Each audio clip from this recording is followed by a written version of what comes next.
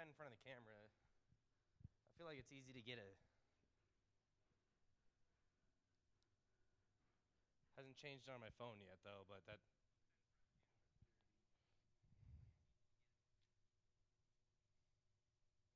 Okay, now it's doing something.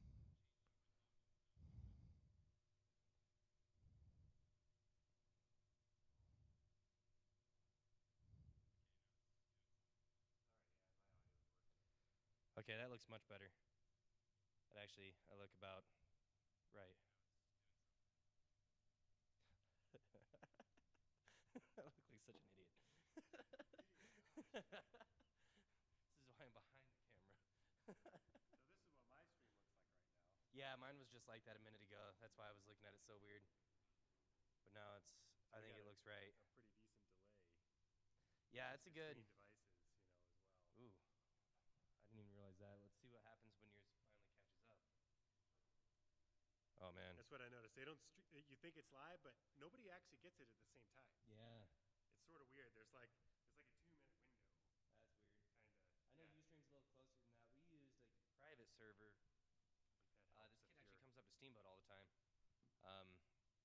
and he's looking for people to help out that want to stream. Well, that's kind of where this thing setup is supposed to. So you should maybe. I'll introduce you to him one of the days he's up here. But he's got his own. He's arranged to have his own private servers or whatever. So, and it was like 2-second delay or something. Super crisp picture.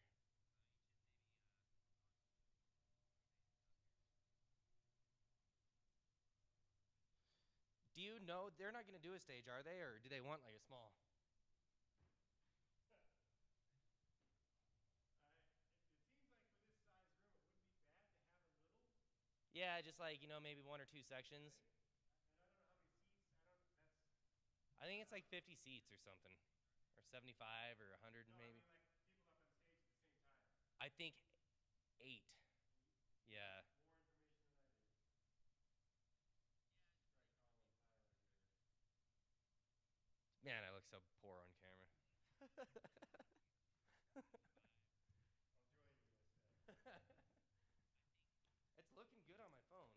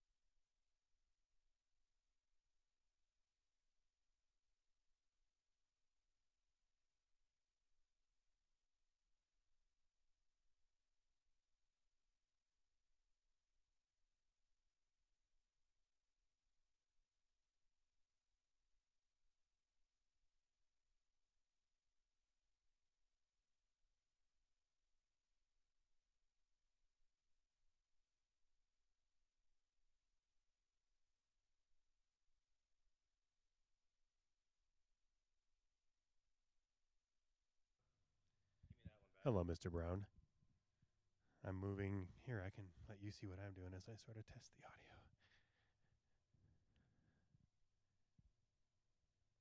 So there's our sweet setup.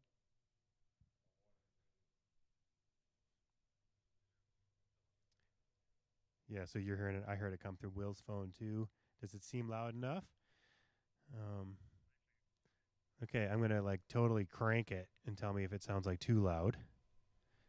Check, check, check. Because they're gonna be talking like this. The mic's gonna be off. You know what I mean?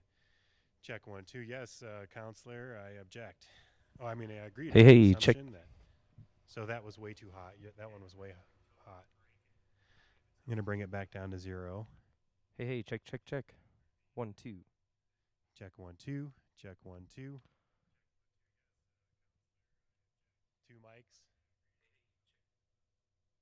Yeah, right there was loud. So yeah, I just wanted to know. I want to know what pushing it looks like on these levels. So you want to talk to? 1, 1, 1. 2, 2, 2. Check, check, check. 1. So mic 2. That sounds fine. Yeah, Tyler, you didn't know any green of mic, details, green like mic. how many people are going to be on stage or anything? No. I don't. Yeah. So I think we're pretty solid. So I'm going to try to play with the record. I haven't set that up yet, but otherwise, I'm gonna like let this roll for a little while just to make sure it doesn't glitch or whatever. Maybe I'll start feeding. I need to get audio from a different source. It'd be nice to like roll in an iPod, whatever. I'll work on it. Okay, good. Successful test. Thanks, dude. I'll talk to you soon. I'm just wondering now. We have these. Well, I guess the gain was a bit hot. Check, check, check. 1, 2, 1, 2. Check 1, 2. Check This 1. one can come down. Just check, check, check. 1, 2.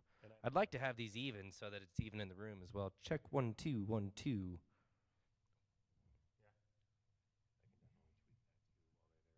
And this one is set up That's too. gray. So we'll have what I was thinking is gray and green will be our tabletops. This will be our podium. Okay. Whatever way we want to do it, though. We'll label the board. Okay, so then that audio input is the only thing we don't have currently solved, and then you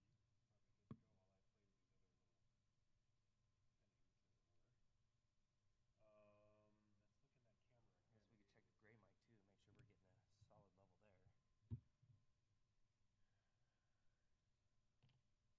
And then I can leave the camera and the Blackmagic sitting here? I think so, yeah. As if you're comfortable with it. Yeah, I would take your computers. I don't think anyone will mess with the camera or the switch. Check, check, check. 1, 2. Hey. Check 1, 2. 1, 2. 1, 2. 1, 2. 1, 2. Check 1, 2. 1, 2. 1, 1, 1.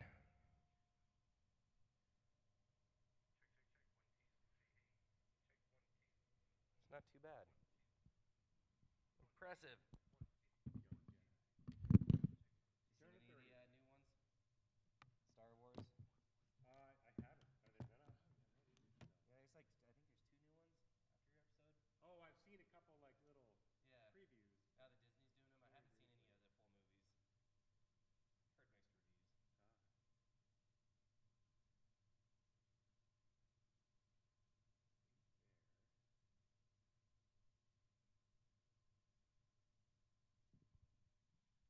reviews. Hey. Check 1, 2. 1, 1, 1. 2, 2, 2. Hey. Check 1, 2. External mic gain 2.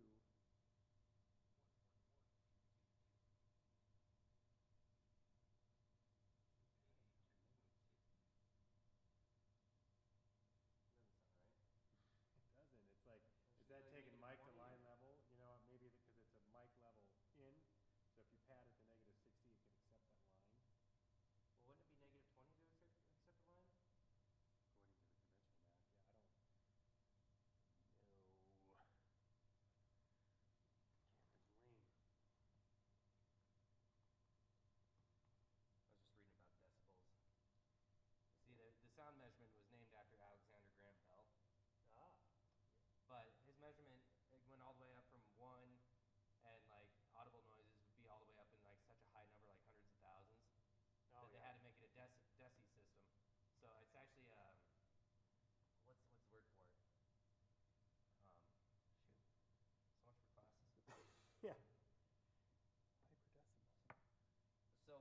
decibel is equal to 1, 2 decibels is equal to 4, Oh, 3 is equal to 8, and it goes up like in, Lisa. or no, 1 is, Hey, Lisa.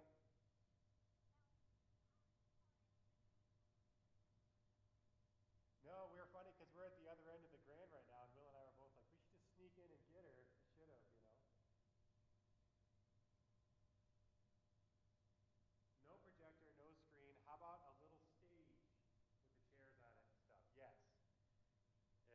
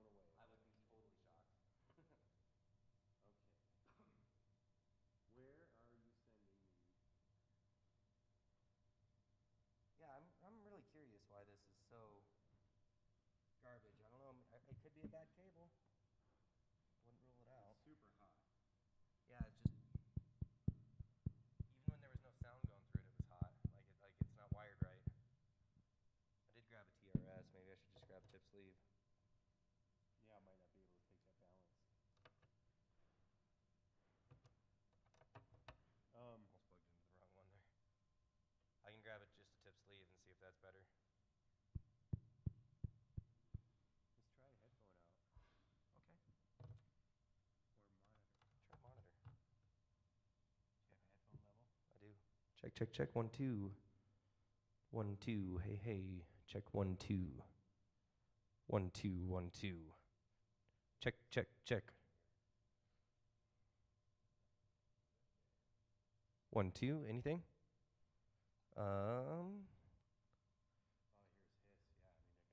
Monitor. Check, check, check. 1 2. Okay.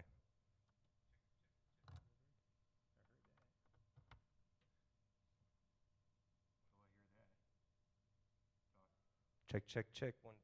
1 2. 1 2. Hey, hey. Check 1 2. That's super weird. Like, oh, you have these mics up too. Yeah, these mics are on too. Just why don't you mute the other ones? I'm just gonna turn them off for now. I'm on gray. This is first channel. 1 2. 1 2. 1 2. Hey, hey. Hey, hey. Check 1 2. 1 2. We're on pre-fade. Should I go? I'm gonna go post-fade. See what that does. I don't want to blow your eardrums though. Check 1 2. 1 2. 1 2. Hey, hey. Check 1 2. Anything?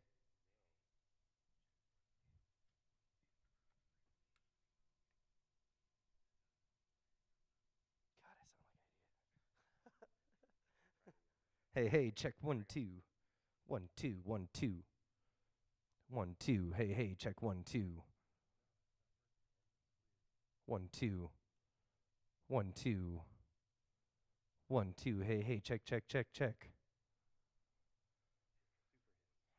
Okay. That works. Like this is just like the back.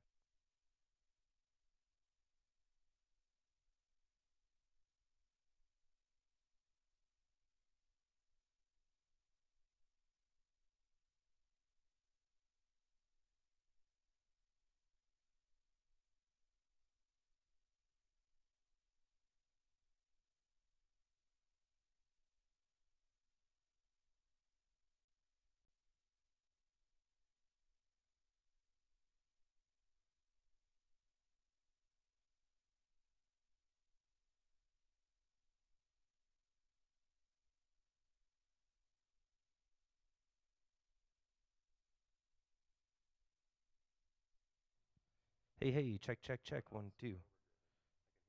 1 2. Yeah, it is. 1 2. 1 2. 1 2.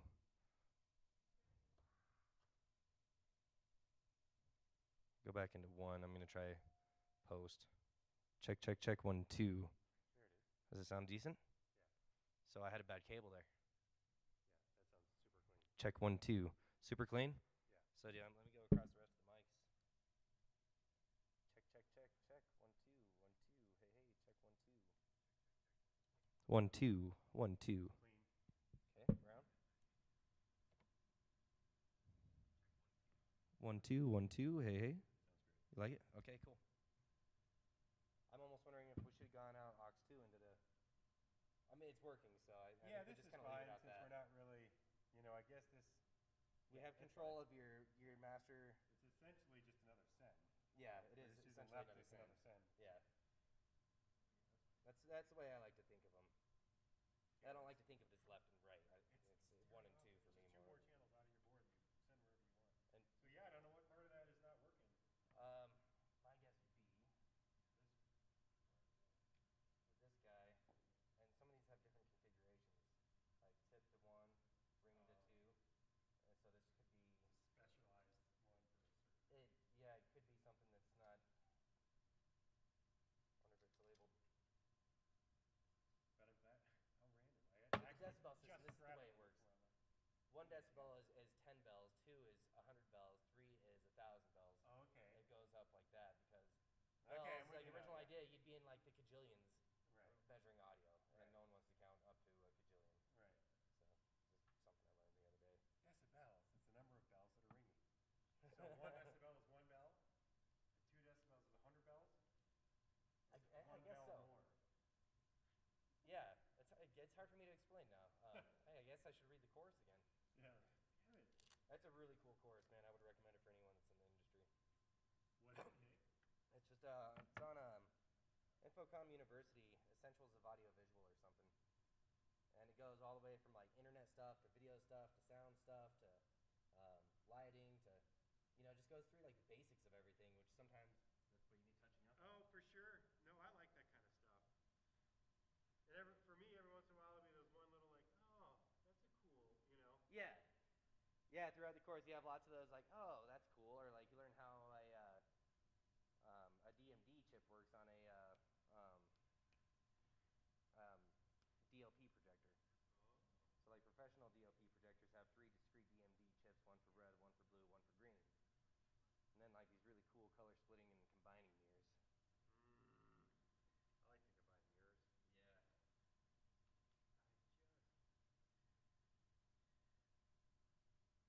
I think we're all set. You'll need a couple chairs back here. I'll probably stay tomorrow night. Let's just see. Up to you. Because Steve will be here as well. Yeah. So it's like. We'll see. If you guys need me here, I'll definitely stay.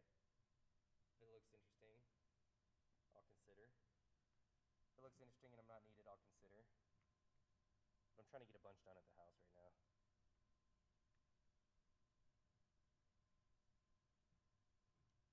Working at the house. I have so much crap.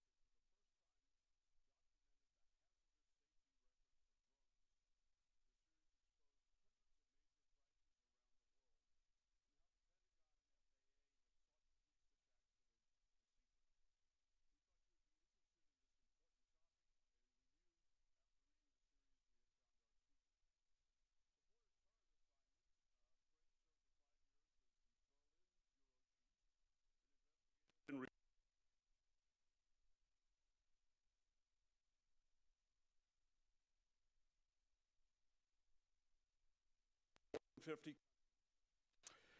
He received the German Marshall Fund's Peter Weitz Prize for a series on terrorist networks in Europe. He has 3 times been a finalist for the Pulitzer Prize, most recently in 2013 for the in-depth coverage of the Obama administration's secretive drone operations overseas. Prior to joining the post, Whitlock worked for 7 years as a reporter for the News and Observer in Raleigh.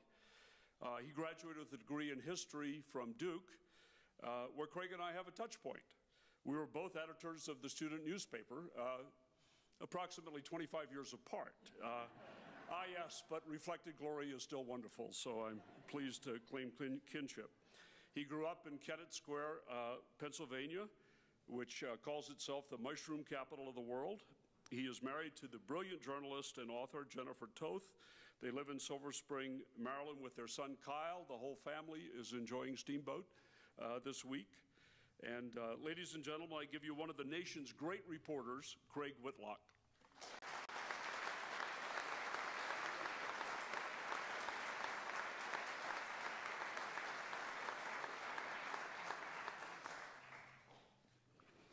Good evening. Thank you, Gary. Thank you, Bob and Jane Stein, so much for hosting my family and I out here at Steamboat this week. Thanks very much to the seminars at Steamboat. I've had a number of colleagues and friends over the years who have come out here, and they all spoke so highly of it that I was thrilled when Bob contacted me last fall to talk about drones. In fact, I'm honored and excited to be here tonight, especially to speak with you, because this is a very, very timely subject. In good ways and bad, drones are transforming aviation and commerce and public safety and expectations of personal privacy, and all this is happening at warp speed. In fact, there have been so many developments of late that in order to keep current, I had to revise my planned remarks several times over the past couple of weeks.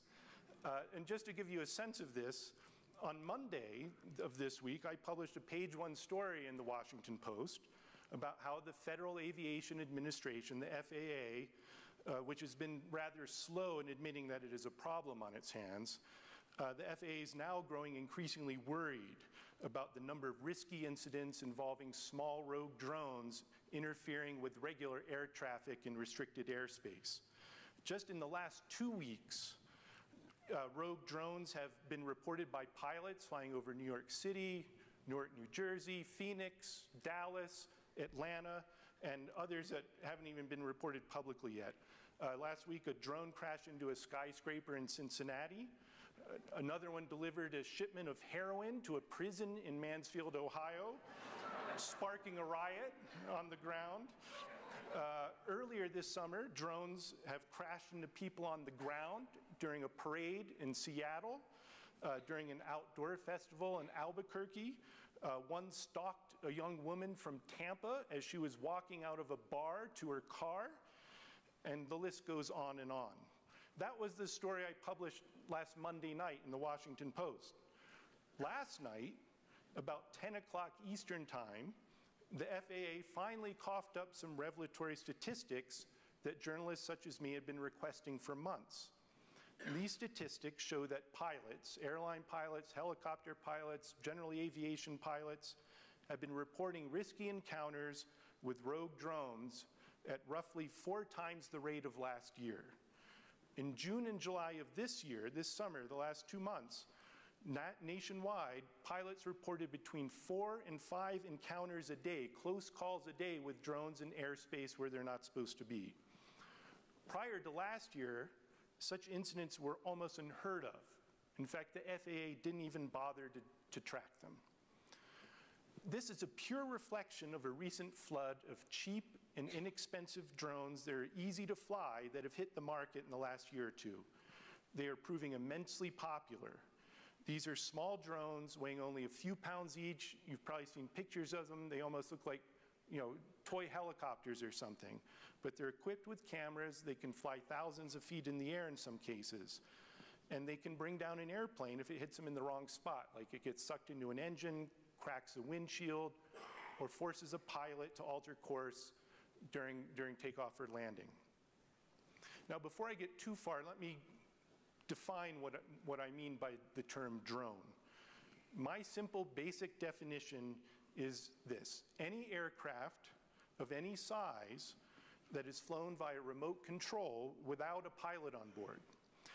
Drones can be of all sizes. It can be from something as small as a praying mantis up to a global hawk, which is a military surveillance airplane the size of a Boeing 757. They run the gamut, everything in between. But again, what they have in common, there's no pilot on board. They're operated by someone on the ground by remote control.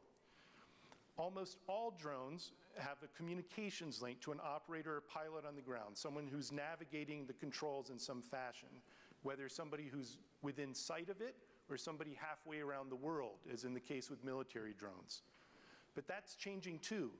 In the coming years, we'll see more and more autonomous drones, which means the software will take over the mission from beginning to end. So if a drone encounters something unexpected, the drone's doing the thinking, not the person on the ground. Now that may sound pretty futuristic, but this has already started. The US Navy has already started to build drones that are largely autonomous to land on aircraft carriers. Last year I was on the aircraft carrier, the George H.W. Bush out in the Atlantic, where they demonstrated that a carrier drone could land and take off from a carrier by itself for the first time. Anybody who knows anything about aviation or the military, this is a big deal because aircraft carriers are very big. They pitch up and down in the seas, so it's difficult to land for a regular pilot, let alone a robot. But it worked, and we're going to see more and more of this. Now, most people in the drone industry and in the military hate the word drone. They absolutely loathe it.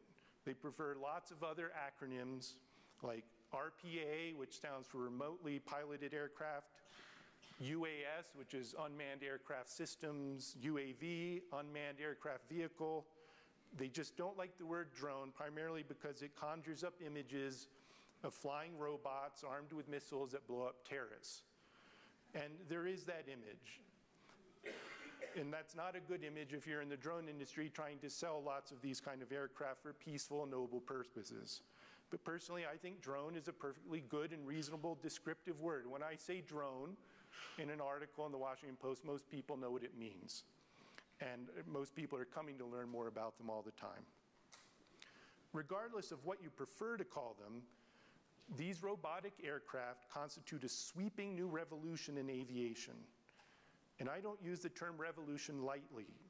Simply put, robotic aircraft or drones are the biggest development in aviation since the jet engine, maybe even bigger. The first part of this revolution occurred over the last 20 years and has transformed warfare and military operations. Now, there's a similar revolution going on right now in the civilian world for businesses, consumers, and other government agencies. In the coming years, drones are going to change life in ways that we're only beginning to comprehend. I'm a just the facts journalist. I'm not a pointy-headed futurist, so that's not my territory. But it's clear even to me that drones in very short order are going to revolutionize transport. They'll be able to deliver pizzas, medicines to rural areas, Amazon packages to your doorstep, also cargo planes. FedEx and UPS will love having their big cargo planes piloted by robots. The military already has cargo helicopters that it uses to transport supplies to troops in remote parts of Afghanistan. So it's not hard to foresee, even in 10, 20 years from now, how airlines will move people on drones. They won't need pilots, just passengers. You all sound like you're down. It makes your goosebumps rise up a little bit, doesn't it? But that's where we're heading. Equally important, drones are going to revolutionize surveillance. Along with amazing advances in flying remote control have come amazing advances in cameras and sensors. These sensors can detect heat patterns, UV light, acoustics, and of course video, real-time video of what's going on in the ground. And again, the military first developed this, and now they're being used for civilians. These cameras are so powerful in advance, it's really hard to describe in layman's terms. The military has cameras on its drone. You don't even see the drone, the Predator drone over Iraq or Afghanistan. When it's spying on somebody, it's not like it's right above you. These things are several miles away, zooming in, can do facial recognition, read your license plate, things like that. So those are military-grade cameras, but even the small ones that are being sold on the drones that you can buy online or buy in a hobby shop, those are beyond anything you had when you had some powerful camera, Nikon camera, anything like that. These things have a magnification ability that are really startling, and they can transmit this video or data in real time to someone on the ground. The Air Force has something called Gorgon Stare, which is a sensor, a camera with 16 different eyes on it that can rotate all at different angles and take pictures of an entire small town at the same time. They beam these torrents of data down to a station on the ground where they store it. They can detect patterns of life of everything going on in this town over a period of days or weeks. This is the kind of advance that the military's already been doing, but it's going to come to the private sector before too long. Surveillance is also boosted by the fact that drones can stay aloft not just for hours, but for days. Already, private companies are developing drones that can run on solar power, and that these things will be able to run for days or weeks without coming back down. And they'll recharge themselves, and they can transmit data down the whole time. That's the kind of revolution we're talking about.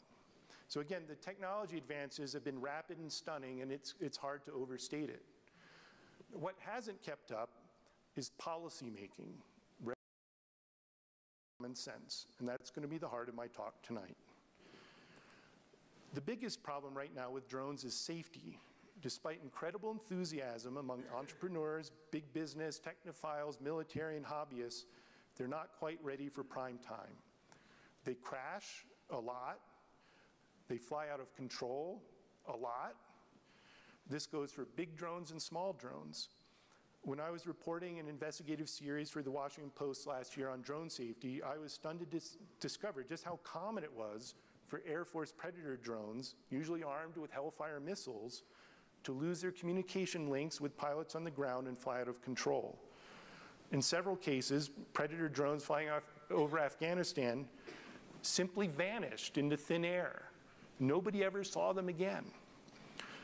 Today, the same thing is happening on a much larger scale with small drones, with the quadcopters and rotorcopters that only weigh a few pounds. There's a new term for it, flyaways. People buy a drone, take it out to the park, and sometimes they lose the connective link, and off it goes into the wild blue yonder and never comes back. Or maybe it lands in somebody's house, or who knows, they're hard to find. Someday, drones are going to share airspace seamlessly with regular planes. They, in some ways, could be safer than aviation than we know it now, but there's a lot of basic hurdles to overcome first. The second biggest problem, which may be even harder to address, is privacy. The laws on the books that we have at the federal and state level aren't even remotely sufficient to deal with the ramifications for violations of personal privacy. It used to be that fences could ensure privacy. Build it high enough or have enough of a perimeter, you could keep prying eyes away from what you were doing in your backyard or your business or whatever you wanted to keep private. Well, drones, with their ability to have these cameras that can peer in at pretty great distances, and their ability to hover not very high above the ground, are rendering fences and other aspects of protection obsolete. Right now, I could fly a drone over your backyard, and if your daughter or granddaughter is back there in a bikini by the pool, I could take pictures of it. And while this is probably going to make a lot of people angry, right now that's probably legal. There's not a lot that you could do to stop it. Now, take that with a grain of salt. I'm not a lawyer, but depending how high the drone flew, how much of a nuisance it was, but if it kept up high enough with the camera, you know, that can happen. Before I go a bit further, I think a personal aside is in order. I'd like to explain a bit how I got started covering drones. My beat as a reporter for the Washington Post is to cover national security in the Pentagon. As part of that, I started covering drones about 4 years ago, and the reasons were pretty simple. The Obama administration was embracing drones as a new weapon of war, but it was extremely secretive about how, when, and where they were used. The more I dug into the subject, however, the more apparent it became that this was going to be an even bigger challenge for the civilian world, how to safely integrate drones into the national airspace. Even more apparent was how little attention other journalists were paying to the subject. So I persuaded my editors to let me delve not into the subject of just of military drones, but into how the FAA and how this revolution was going to unfold at home. And the result was this 3-part series that Gary mentioned that we published last summer titled Hazard Above, When Drones Fall from the Sky. Not very subtle, I know, but that was the title. Now, in the interest of transparency, I need to make a couple of disclosures. My employer, the Washington Post, has a vested stake in this subject. Along with other media companies, it wants to have the right to use drones to help cover the news, to obtain video footage of events from the sky, sort of like TV news helicopters now, except it would be much cheaper and much easier to operate and churn out tons of video online. The FAA isn't quite allowing this yet, but it will. It's already opened up, allowed a consortium of media companies to test drones under specific conditions. But soon enough, the Post and CNN and all the TV networks and even the Steamboat Today will have their drones, and they will be covering events, and they will be posting that video online. In addition, I need to point out that the new owner of the Washington Post is a gentleman named Jeff Bezos. He is also the CEO and founder of Amazon.com, which is the biggest retailer in the world. As you may have heard, Amazon is pushing hard for the right to deliver its products to people's homes with drones. So instead of waiting for UPS to deliver a book or the post office or any other